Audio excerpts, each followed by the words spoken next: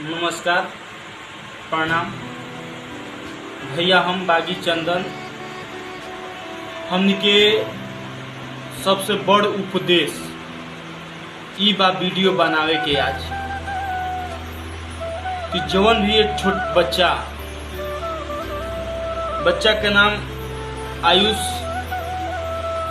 कुमार, हम भगवान से प्रार्थना करम लइका खातिर कि हे भगवान ओकरा के बच्चा के फिर से नया जीवन दी। और जवन भी बात मनीष कश्यप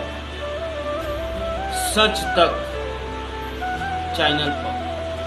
जवन वहां के प्रस्ताव भोजपुरी के सामने, भोजपुरी समाज के सामने रखनी है, बहुत बहुत धन्यवाद भैया के तहे दिल से धन्यवाद देतानी कि भैया रउआ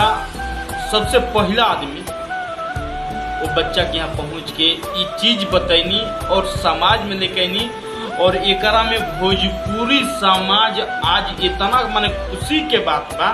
कि भोजपुरी समाज हमने के आज हमारा बुझाइला कि ना भोजपुरी में दम बा, भोजपुरी का चीज होला आज हमारा पता चली गई। सारा भैया, खेसारी भैया, पवन सिंह, राकेश मिश्र, माना ऐसा कलाकार, अनिरुद्ध सिंह,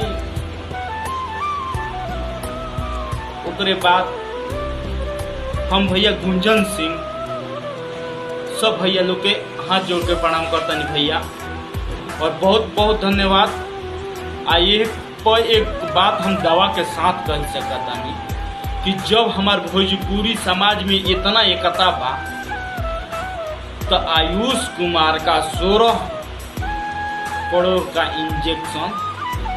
लगेगा। ये हम दावा के साथ कहेंगे कि